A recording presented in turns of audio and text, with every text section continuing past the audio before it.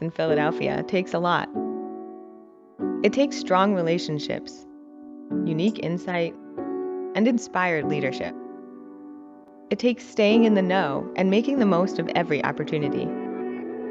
Everything it takes is everything you'll find at CCPA.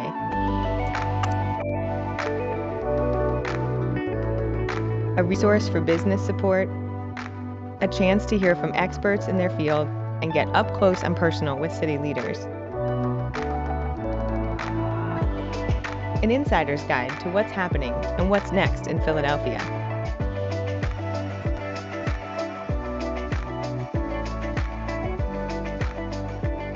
With CCPA, business is personal.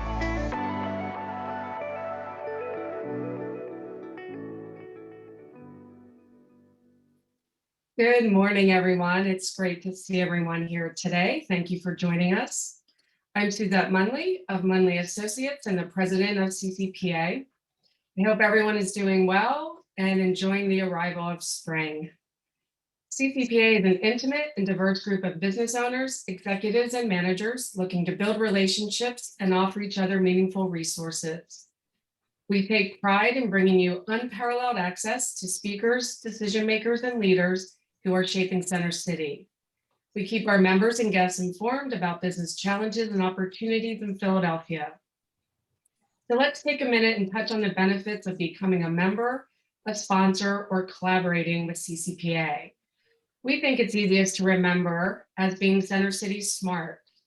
We have signature events where you get the inside scoop on development, sustainability, exceptional women leaders, and the city's movers and shakers. There are marketing opportunities available only to members and sponsors, enabling you to reach thousands of businesses and consumers. You have access to our speakers and panelists in a way that few organizations can deliver. The up-close, intimate, and personal experience of a CCPA event is like no other. You can reimagine your employee benefits available through Penworth Financial Services, and you can take the lead with opportunities to build your network, grow your business, and be a CCPA ambassador. So if you'd like to join today, there's a link posted in the chat. To mark your calendars for our upcoming events, they are posted now on your screen, so please take note of those. And a special call out to kicking off our new Sustainable Philadelphia series with Christine Knapp from the Office of Sustainability this Friday. For today's event, we encourage you to use the chat to ask questions or comment and connect with each other. You can also find a link to today's program there. We are pleased to collaborate with and welcome members of the Building Industry Association, Building Owners and Managers Association, Crew Greater Philadelphia, and General Building Contractors Association. I'd like to acknowledge our sustaining sponsor and our preferred benefits provider, Michael Craig of Penworth Financial Services. And we could not plan this event without the support of our generous sponsors, Domus Construction, Friedman LLP, Obermeyer Redman, Philadelphia Business Journal, ServPro of Germantown, and TD Bank. And we welcome our newest sponsor, GDA, Geo Environmental, thanks to Heather Shoemaker, John Ober, and Ernest Hanna. And now I would like to welcome Damian Gee, Senior Vice President and Regional Vice President of the Greater Philadelphia Lending Group at TD Bank. Thank you. And on behalf of TD Bank, good morning and thank you all for attending today. Philly's expanding skyline and growing neighborhoods are crucial to a prosperous Philadelphia. TD Bank is proud to support CCPA in this event series that explores the successes and the challenges we face in making this a reality. TD Bank is one of the 10 largest banks in the US, providing more than 9 million customers with a full range of retail, small business, and commercial banking products and services at more than 1,200 convenient locations throughout the Northeast, Mid-Atlantic, Metro DC, the Carolinas, and Florida. And one of the things we are proud of is during this one PPP is we were ranked number 6 in providing PPP loans throughout the PPP1 and PPP2. So during this pandemic, we are still committed to helping you grow your real estate holdings and look forward to talking to you. We'd love to hear from you to help you grow your portfolio. Now it's my pleasure to introduce Center City Providers Treasurer and event sponsor, Suzanne Spinell Schuster from Friedman LLP. Suzanne? Thank you so much, Damian. And good morning, everyone. I am Suzanne Spinell-Schuster, Director in charge of Accounting Services at Friedman LLP and CCPA Board Treasurer. I am thrilled that Friedman is a sponsor of this event, and I look forward to hearing from our panel of experts. Friedman has been serving the accounting, tax, and business consulting needs of public and private companies for nearly a century, with offices here in Philadelphia, New Jersey, New York, California, and Beijing. The real estate industry is rapidly adapting in response to the economic impact of COVID-19, as are we. Friedman's real estate practice provides a full scope of accounting, audit, tax, and consulting services to developers, real estate investors, institutional owners and lenders, property management companies and brokers, parking garages, and hotels. We address the complexities of this ever-changing industry, helping our clients to capitalize on potential opportunities and to maximize their return on investment. And now it is my pleasure to introduce today's moderator. Natalie Kostelni has researched and written about commercial and residential real estate and economic development for the Philadelphia Business Journal since 1999. She received her undergraduate degree at Villanova University and a master's degree in journalism from the University of Missouri, Columbia. She lives in Valley Forge area with her husband and daughter. Natalie's biography and those of our panelists are in the program we emailed to you earlier, and the link is posted in the chat. So now, please join me in waving a warm virtual welcome to Natalie Kostelni and all our panelists. Thank you so much, Suzanne. How are you today? I'm fine. How are you? Good, good, good. I'm so used to our routine here. We get to do it a few times a year. I know. It's nice to see everyone and you as well. Thank you. Well, welcome everyone to the Center City Proprietors Association Meet the Developers. We have a really good panel before us today, and they represent a different but equally important aspects of Philadelphia's real estate community. Let me spend a few minutes talking about where Philadelphia is these days in terms of development before we get into our panel discussion. Development in Philadelphia has gone unabated during the pandemic and continues in just about every corner of the city. And when I say every corner, I'm thinking Center City, University City, other parts of West Philadelphia, North Broad, South Broad, Northern Liberties, Kensington, and the Delaware waterfront, lest we forget about Northeast Philadelphia and Southwest Philadelphia as well. And it's just about every food group. We've got residential, for sale and rental. We've got office, not a lot of retail, but we did get a new giant grocery store in Center City. And we've got a lot of industrial development, which we'll hear a little more about today, as well as institutional development. We've got Jefferson, Chop, Penn. Seems like everybody's busy developing. It's a development boom that started 2 decades ago and has continued, and I expect will continue. Though the suburbs are experiencing renewed interest and a vibrancy that they haven't been before, it's gaining steam, and the city has taken its fair share of hits during the pandemic, I am confident Philadelphia will steadily regain its pre-pandemic luster and emerge even stronger. Now, let's get into our panel conversation. I also want to remind our audience to please feel free to jot down questions in the chat, and we'll get to as many as we can. We want to make this a conversation with you and the panelists. What I would like to do now is introduce each panelist and have them take a couple of minutes to talk about a project or two that they are working on. And we'll start with Jeremy Gray of Hilco Redevelopment Partners. Welcome, Jeremy. Thank you, Natalie. I really appreciate it. I'm excited to be on the panel today. So I'm Jeremy Gray, EVP of Development for Hilco Redevelopment Partners. Brief overview on Hilco. HRP really focuses on acquiring and redeveloping complex industrial assets that have run their useful life. That's our niche. It's primarily brownfield development. So everything from coal-fired power plants to steel mills to a refinery right here in Philadelphia.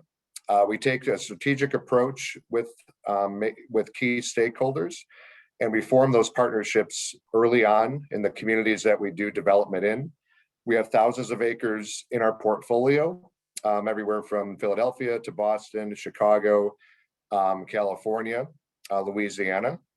Our primary focus is light industrial, mixed use, and life science. And we take a very modern approach to development where we fully align the remediation, demolition, and the development to have a successful outcome with a sustainable product. So our flagship project is Philadelphia PES refinery. We purchased this refinery back in June of 2020 through a competitive bankruptcy process. At one time, this refinery accounted for about 28% of the gasoline supply for the Northeast. It's a 1,300 acre development, which makes up about 2% of the city of Philadelphia. The refinery was 154 years old when we purchased it. And the last time a parcel of this size was master planned and developed in Philadelphia was by William Penn in the 1600s. So we're extremely excited about taking the next steps. The end product will be an environmentally conscious, state-of-the-art multimodal facility with about 13 to 15 million square feet of state-of-the-art product with a wide range of uses, which we'll talk about a little bit more detail here. And just, looking forward to talking about it further. Thanks, Jeremy. Anthony Maher, let's hear from you and what you're working on. Welcome. Sure. Good morning, Natalie, and good morning, everyone. My name is Anthony Maher. I'm the president and partner at University Place Associates. We're a small development firm located in University City and focused in University City. Many of you may know me from my former days as the founder and CEO of Benjamin's Desk, a co-working company in the city that grew and wound up merging with 1776. I joined Scott Mazo, my partner and CEO of University Place Associates, almost 3 years ago. And he had a vision to execute on 3 to 4 parcels of land right around 41st and Market Street. And we're excited. I guess our flagship moment is happening right now this morning. We have a team mobilizing on the site. We are breaking ground this week. We have a ceremony happening sometime in May, and we're just thrilled to be making an impact in Philadelphia when it comes to life sciences and the community impact that we'll serve here in West Powelton and in University City. We made some very strategic partnerships and announcements with groups like the Ben Franklin Technology Partners, who will be our managers and operators of a floor within that building, and we'll talk about that later. And we made such a huge announcement and anchor collaborator and tenant with the Wistar Institute. And so obviously, many of you know who Wistar is, the first biomedical research institution in the country. They'll be inside of our building. They're helping us think through programming, growth of space within our building. And we're just thrilled to be in Philadelphia right now at this point associated with life sciences. And I'll talk a little bit more about our equity partners that have came on board in December of 2020, Silverstein Properties and Cantor Fitzgerald. So good morning, and thanks for having me, Natalie and Ben. Thank you, Anthony. Let's go to Kate McNamara of PIDC. Kate, welcome. I know you're busy these days. Thanks, Natalie. And thanks to Center City Proprietors. This is a really great opportunity, and we're so happy at PIDC to be able to work with the business community and help continue driving the recovery of the city after the pandemic. And one of the ways that we're really focused on doing that is by leveraging additional acreage at the Navy Yard that hasn't been developed yet, and really using that as a way to attract businesses to the city, to help companies in the city grow into bigger spaces, and really to drive job creation across all neighborhoods in the city and using the real estate and the financing tools that we bring to do that. So we're super excited. We can talk more about the project, but we're very happy to have brought on board Ensemble Real Estate Partners and Mosaic Development Partners as our new development team at the Navy Yard. They have a fantastic vision I can share with you a little bit later. And also we just engaged our master planning team with James Corner Field Operations. So we're super excited to get that process going and really pull together an inclusive plan that'll focus on job creation, create new residential opportunities, and really pull it all together with this fantastic system of public parks, open spaces, and do it in a way that is accessible to all residents of Philadelphia. That's great. Thank you, Kate. Now I'm going to turn to Angelo Perryman of Perryman Construction. Hi, Angelo. Welcome. Good morning, and so glad to be here with the team here. This panel is very exciting and represents a new change in Philadelphia. Perryman Construction is a construction management firm located in North Philadelphia. We have built over 6 million square foot of construction under our company brand and have been a part of a changing Philadelphia for the last 30 years. We've been a part of every major project that's been associated with change in Philadelphia. And so, and to some degree, we see ourselves as a part of being a change agent. Some of our most recent projects are 3675 Market Street, University City Development, the Amicus Therapeutic Headquarters. We recently finished the AMC Theater that's a part of the Philadelphia Fashion District.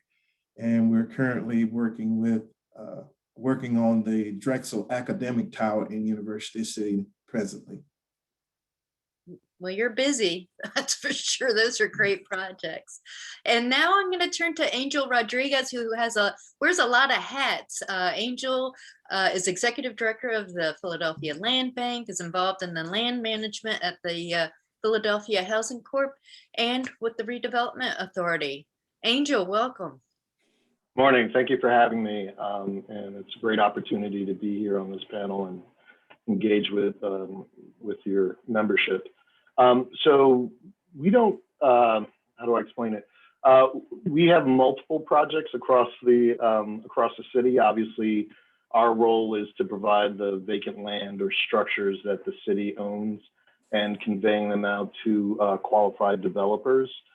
We have projects that run the gamut from, could be as small as a side yard, which is a local resident who wishes to acquire a city parcel next door, or all the way to a affordable housing project that's funded by low-income housing tax credits.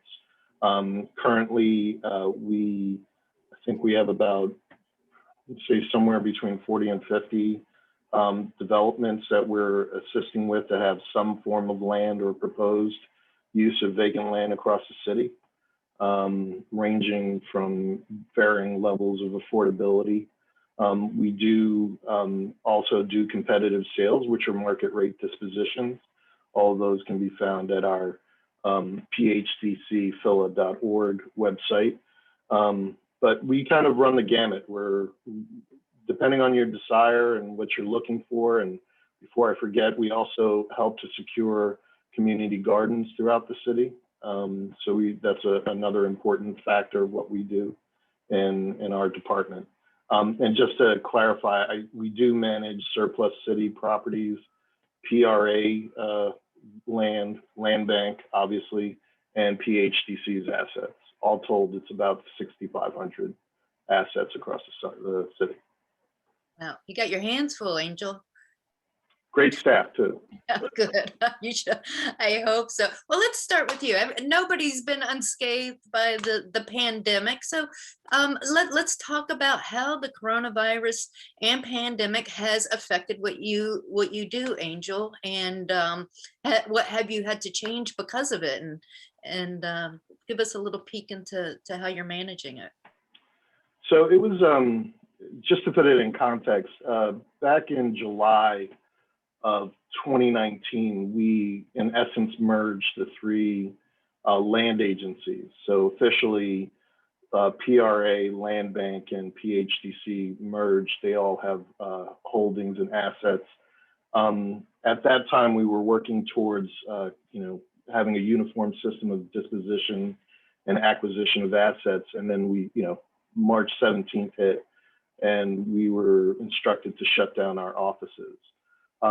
It's at that time where we were working on internal systems, and then also had to pivot to operate on a hybrid model.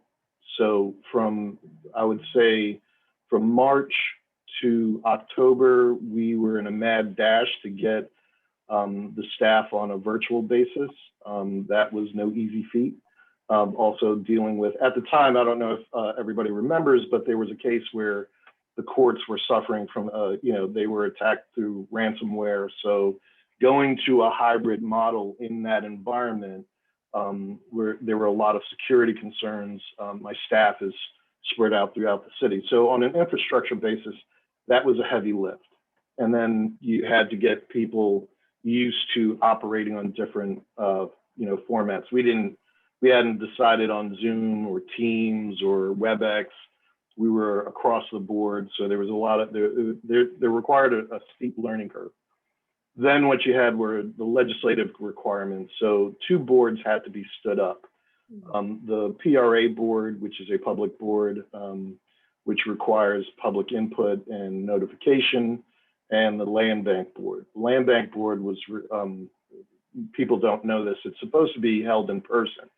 So under the executive order of the governor, we had to shift, and then we had to stand that up and then configure some way to have community input. I will say that since we've gone virtual, we've had really very robust attendance on both board meetings.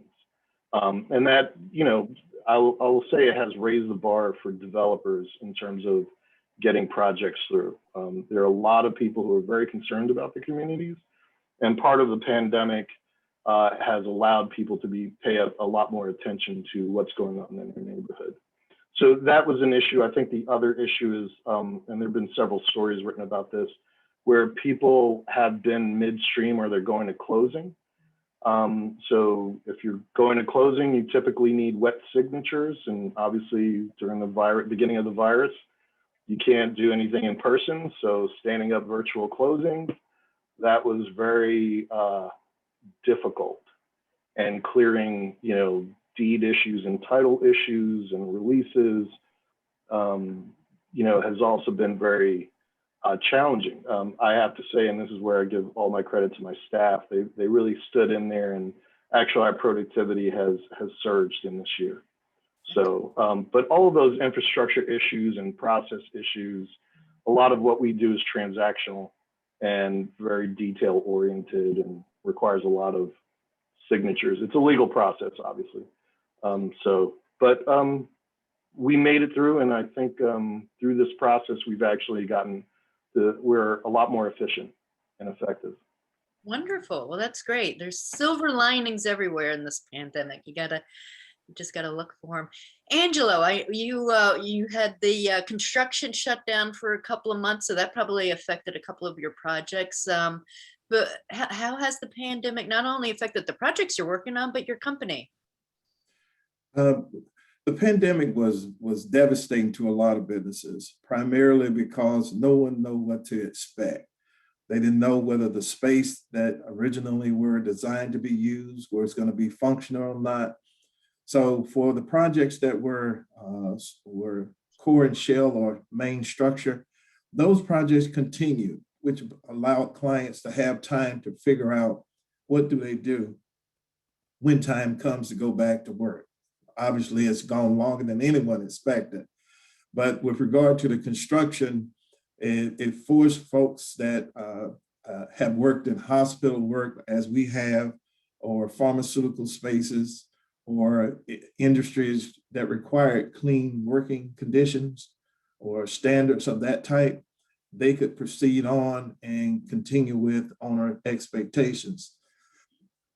Where we're now moving into now that everyone is starting to become vaccinated, is that we're now seeing that the standards still need to continue, and we learned something through the pandemic that now we can carry forward in using best practices, a new form of best practices. We're seeing in the construction industry, which is one of the last to adapt to technology, to become more technologically connected, using Zoom or Teams or software that allows people to communicate that you normally would not be communicating except on special conditions. So we're excited that the changes have brought a plus out of what could have been a total minus. And we see it as a plus as far as the city. You now have educational institutions that are now starting to say we need more availability of Wi-Fi connection, thanks to people like Comcast that allowed people to have computers that didn't have computers in other communities. But one thing that it did do also, besides the construction industry, it highlighted the lack of access by a large section of our community, which is the African American and Latinx communities, to see that there were so many missing holes that we have not paid attention to because we haven't really paused to do so. So now we're getting a chance to take a look at all of our industries and our communities and those people that we look to keep working and building businesses in Philadelphia.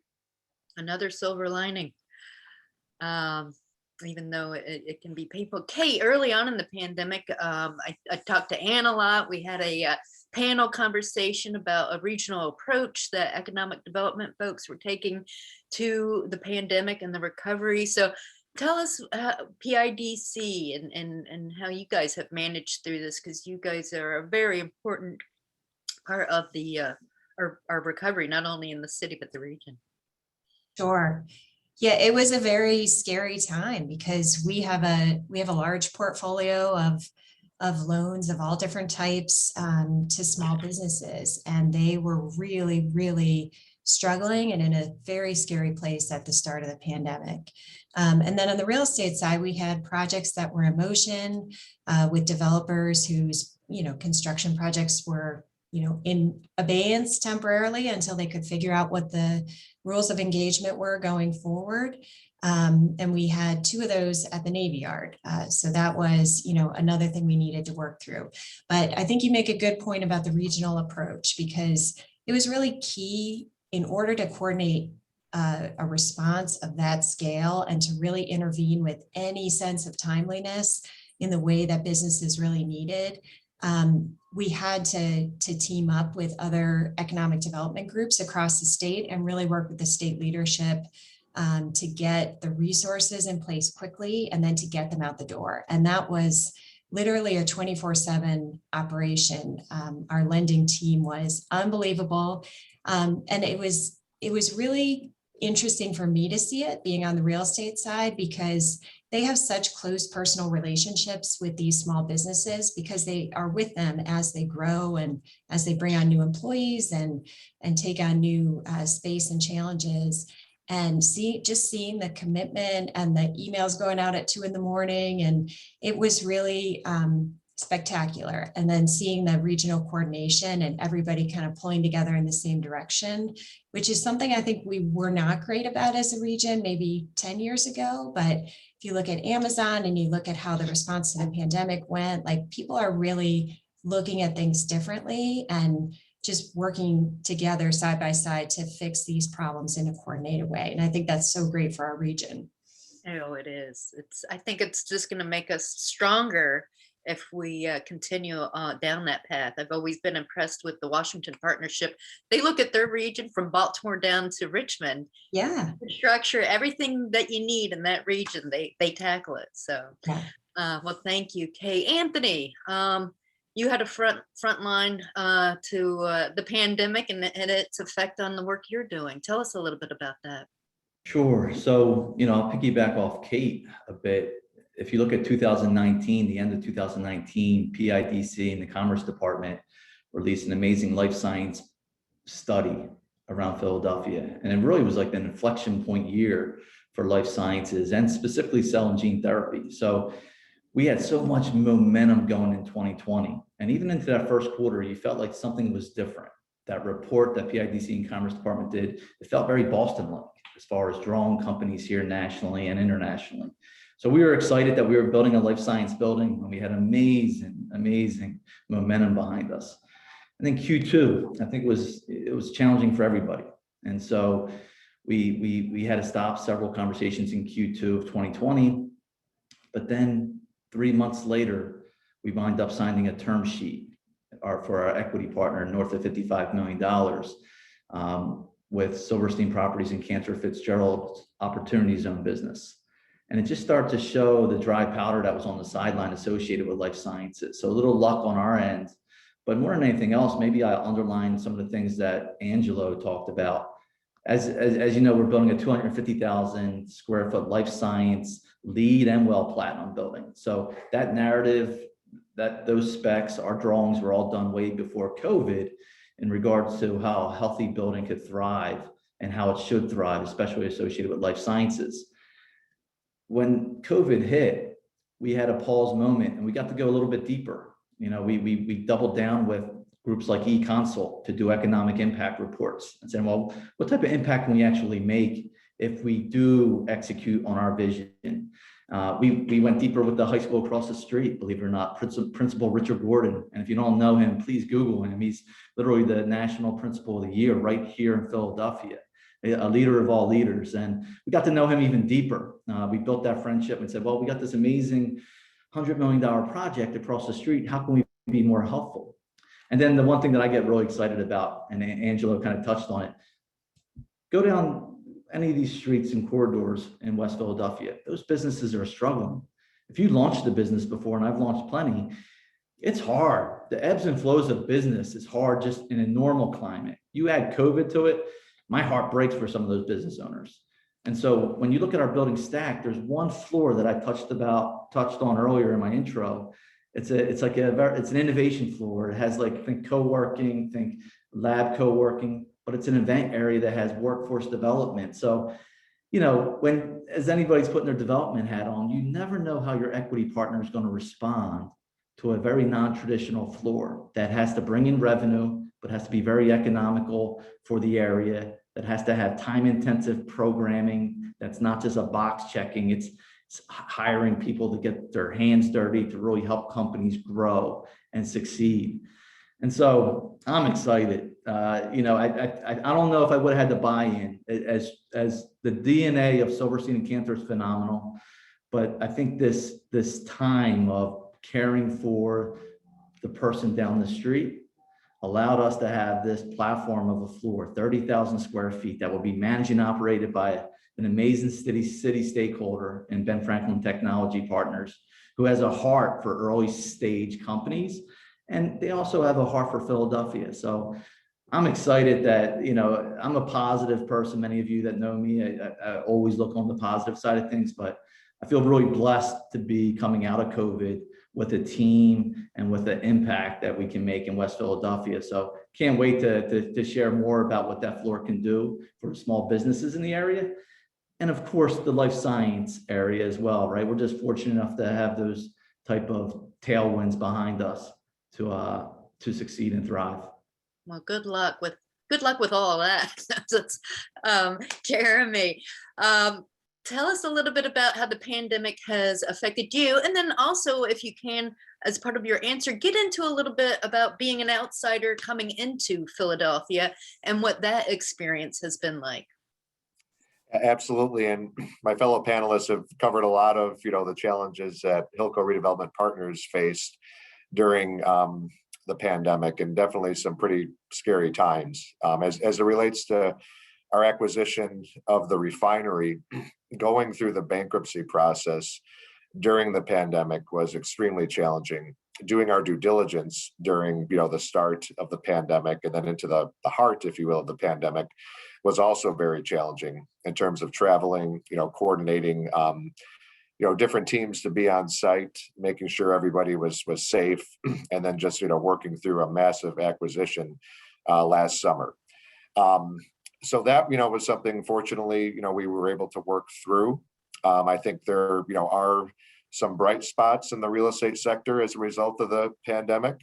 One of them, being e-commerce and last mile distribution. Consumers have changed the way that they're purchasing goods. Obviously, there's a lot of online shopping happening, and that market sector has really boomed.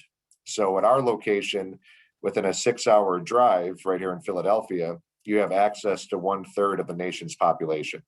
So it presents a great opportunity from an e-commerce, last mile, warehouse and distribution perspective as we get into the new economy. I'll also say the same on life science. Obviously that's going to be essential to fight against, pandemics like this. And it's also opened up, significant opportunities. Obviously Philadelphia is one of the leading life science hubs for all the reasons everybody knows. So I think that's another bright spot that we're looking forward to, taking the next steps on.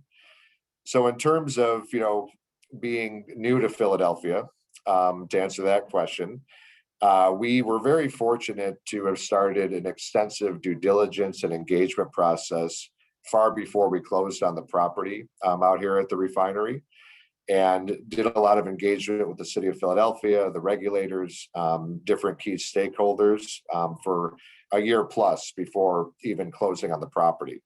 I'll say that city of Philadelphia is an extremely business-friendly city, which has been, a very, very big positive. We were fortunate to get the comfort that we needed to move forward, to take this kind of a heavy lift on and buy 1,300 acres in the city of Philadelphia. After closing, we were able to work, with the city to pass critical infrastructure ordinances to support the development. And we do feel that this project is going to be one for the city, for the region. Everything from the end design being extremely sustainable, which, we're looking at about 13 to 15 million square feet of buildings coming up over the next, call it 13 to 15 years.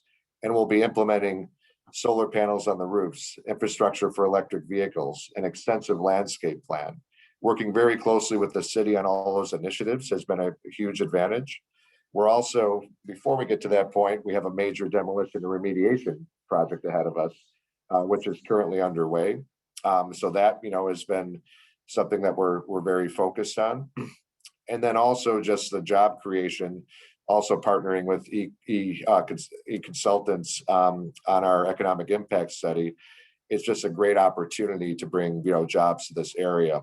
Wide range of jobs too, everything from the construction project phase jobs, which will include union construction, project jobs such as consulting, engineering, design, fast forward to the permanent jobs, which is going to be anything from lab, life science, warehouse and distribution, logistics, trucking jobs, and then the indirect and direct jobs. You really start to create your own economic ecosystem with that type of job growth. So you need amenities, healthcare, restaurants, gas stations, and we're projecting over about 30,000 jobs over the lifetime of this project. So it's a really exciting opportunity. So the city of Philadelphia as a newcomer, I guess, has been, extremely business friendly and really great partners.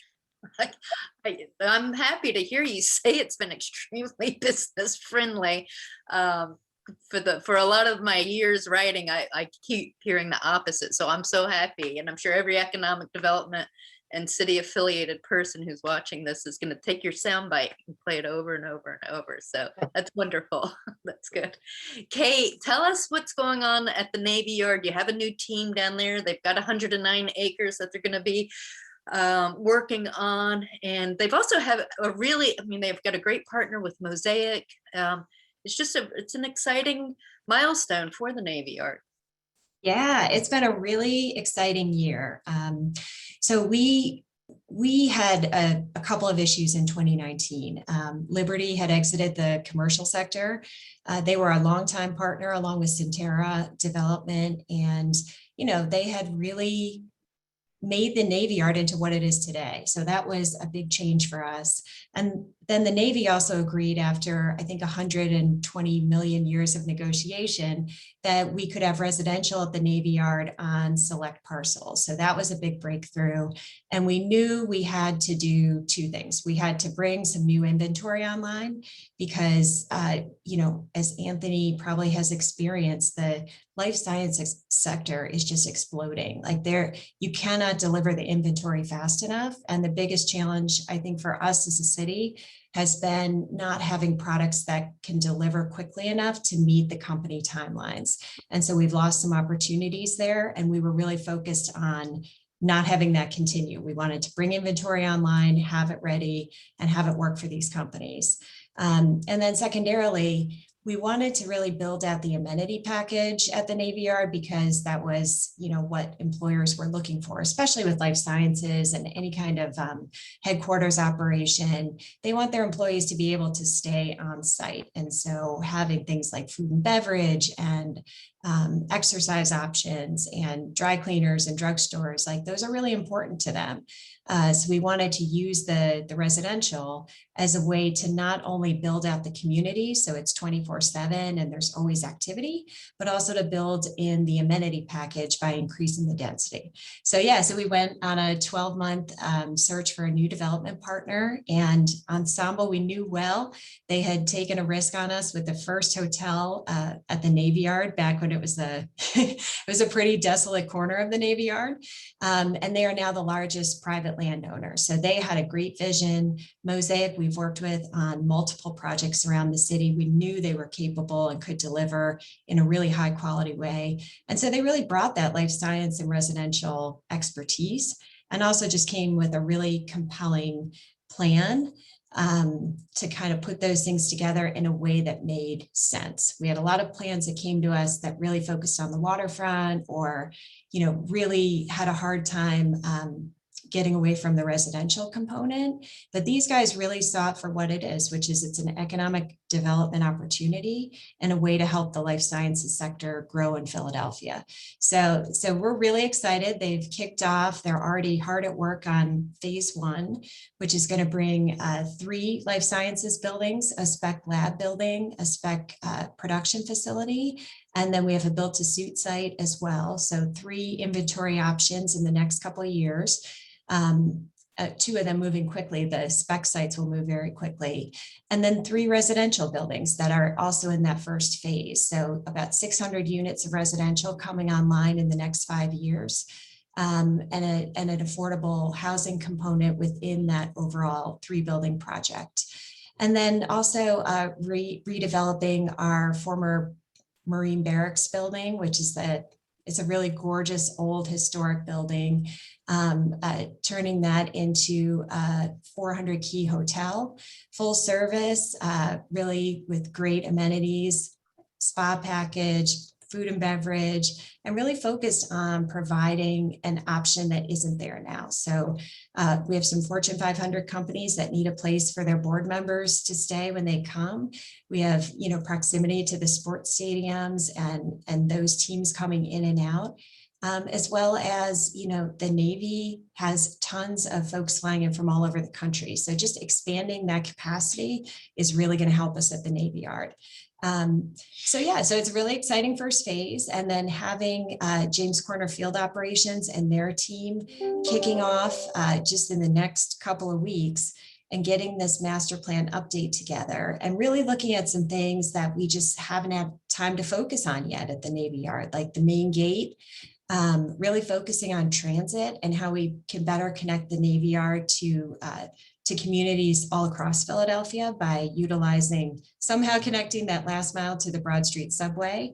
And also looking at a bunch of micro mobility solutions within the campus so that we can kind of address, a lot of our traffic is from single occupant vehicles, even people driving a couple of blocks to lunch. So finding a really cool option with autonomous shuttles that can help people have a cool way to get where they're going, have it be on demand so it's super convenient, and also just, enable them to leave their car in the morning or to not bring it at all, and have it be just a really seamless, enjoyable experience. And then finally, building out some of the public spaces in a way, we've just seen a huge uptick in public recreational usage during COVID, and we want to encourage that. It's been great to see some new faces down at the Navy Yard. We have a lot of fishermen, a lot of families, a lot of kids learning how to ride their bikes. Some of our fabulous elected officials riding their bikes down there. So it's been great just to see this cross section of the city all coming together and utilizing the Navy Yard. So we want to grow that and make it even better. So who are some of those elected officials you're seeing there? I can't reveal their secrets. They're excellent bike riders. So Okay, I hope they have a helmet on. They did. Good.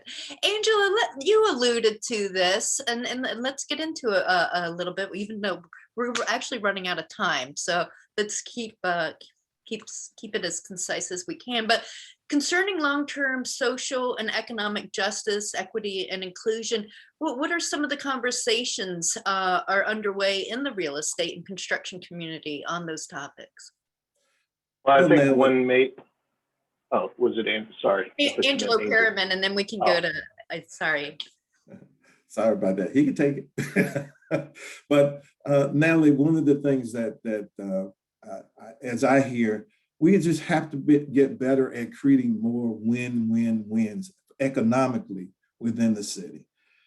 Sometimes we get to the point where we have groundbreaking, and that is success. And what we're going to have to do is find ways to measure throughout the process.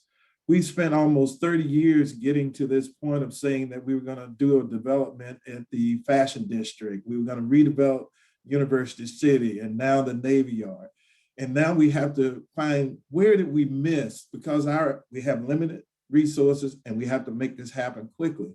The construction industry for African-American and Latinx, we've grown almost 300% in the construction industry, but we have not grown, those businesses have not grown at that proportional amount. And it says to me that when a city is at 40% diverse communities, that spells that we are not doing the right follow-up to make sure that we have a net that's bringing everybody along. It should be okay to have a person get their first job and get a promotion. It should be okay for a small business to grow to medium-sized business. It should be okay for a business to have a national presence. And we have to be excited about that. And the last thing I would say is that in most cases, the public sector has never really been able to do anything but point the way. But it is up to private enterprise to go and to do it, develop it, and carry it the full length and get better results. So when you're looking at initiatives that have percentages and goals and things of that sort, that's really just a point away. But we as in the business sector, and which is the conversation that I hear, we in the business sector have to grab the ball and reshape it just to deliver the things that we think are exciting for the city and its betterment. Thank you, Angelo. Angel, did you want to add to that? And did you also want to get into a little bit? Yeah.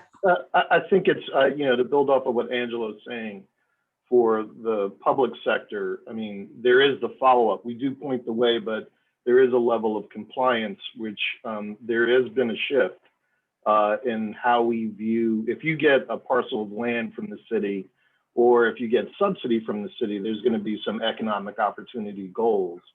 I think that we are doing a better job now in terms of compliance. I know for my shop now, if you have an economic opportunity goal, if you're not meeting it midstream, we will intervene before it gets to the end of the project and ask why you have not recruited enough MBE, WBE, or DBE businesses. So also it's important to note that council and the mayor has signed off on this as well. January 1st, 2020, new legislation went into effect where I have to judge every non-competitive disposition for affordable housing. 30 points of that scoring rubric that's been legislated is for economic opportunity. And it is looking at, what's the development team? Who are you hiring? beyond the, hey, we'll comply with the EOP goals, which are a compliance-oriented piece. So I think that the city has gotten a lot, put some teeth behind that, and we are exercising those options. Also, it's right now, if you do business with us, we record a development agreement plus an EOP, so it actually is a document and part of the agreement. That's great. Thank you. Good insights.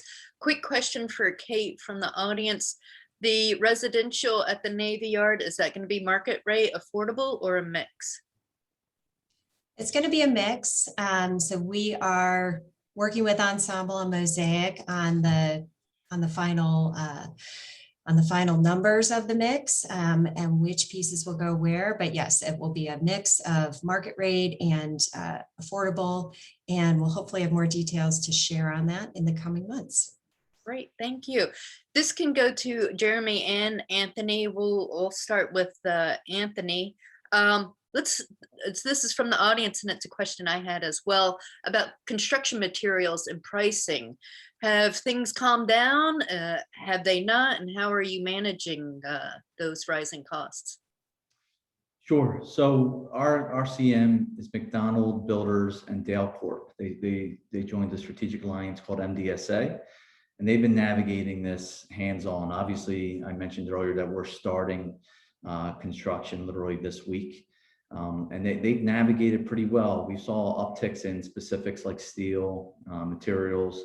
But I think Jeremy said it earlier, that the business climate in Philly, I probably disagree on the tax side, unless there's like 5 more Allen Doms in the world that could fix it in Philly, which I know he's doing. But it's like the business culture in Philly is unique. It's the culture that allows for groups like leaders like Eric Littner from Dale Corp or Paul McDonald from McDonald to seize their relationships and put them on the spot for specific projects. So we were fortunate to leverage the relationship card to have better pricing. It did seem like it went out of control for a little bit, but we've navigated really well. Great. Jeremy, are you seeing that as well in all your projects? Yeah, I would say it's been a huge challenge, especially as it relates to steel commodities, which, for our type of construction impact utilities, the steel structure, reinforced concrete. It's very volatile. And there's also a challenge with availability. So if you are planning major projects, you need to be thinking ahead 9 months to a year. And that's something we have been able to navigate around with, strategic partners across the country. I think, here in Philadelphia, we're working on, we're in the early stages of, forming those partnerships with GCs that, we can work closely with. But it is something that, we hope settles in the future, because right now it is really driving construction pricing for our facilities. Great. I'm at my last question because we're running out of time. This has gone so quickly. And this is a catch-all question, and it kind of either looking at the city, looking at the region, looking at the world. But if you had a magic wand and you could change something, what would that be and why? And you know what, we'll start with Angel on that one and go down the row. Anything? Anything. It's your magic wand, Angel. I think for me in this position, I'll keep it to this position, expediting and being able to get more properties out the door so that we can see more affordable housing built and equitable development throughout the city. And find a good, healthy mix between the need for open space and the built environment. I think those are 2 hot button items for the city. Very good. Angelo, what are you doing with your magic wand? Well, we're in transition in our family business, so that would be something that continues beyond myself, and that ties to access to opportunity, seeing the next leadership continue the values that we have created, which was a follow-up from my dad's starting the business. So that's give them a fighting chance. Give them a fighting chance. I like that. Wonderful. Kate. Mine would be something that actually just showed up in the chat. We I really want to find a way to link these opportunities, job opportunities, and development opportunities. We're seeing exponential growth. Let's see if we can connect that to some of the communities in Philadelphia that really need additional employment and need a shot so that they can start in a growing industry and really grow with it over time. Yeah, that's good. Anthony, please share with us and your magic. Yeah, I was asked that question a couple of weeks ago on the panel, or I'm sorry, a couple of months ago on that panel. And I said, I wish there would be more creativity with some of the capital market leadership. The same creativity developers have, the same creativity that CMs have, the same creativity that tenants want. And I feel like that's happening. And I feel like you're saying, look at our buildings on spec, Natalie. I don't know, 3 years ago when we talked about it, we didn't think that was even going to be an option. We're building on spec. There's other spec development happening right here in Philadelphia. So I hope that creativity continues to double down around impact. And a George Burrell quote from Kleinbard used to always say, Anthony, don't worry about just creating a wage for somebody. How do you help them create a profit? And I think that all ties hand in hand. Yeah, how about it? Jeremy, you have the last word.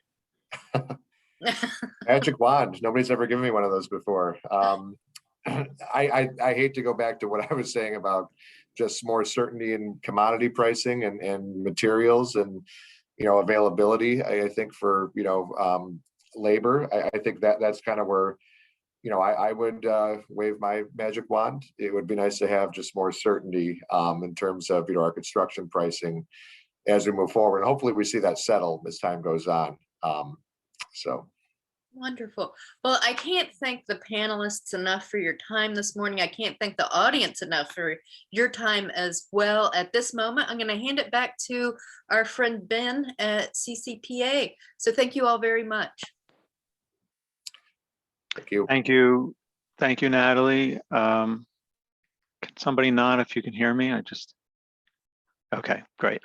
I just wanted to, before we begin the networking portion of the program, I want to thank everybody for attending, and especially our panelists for their time in participating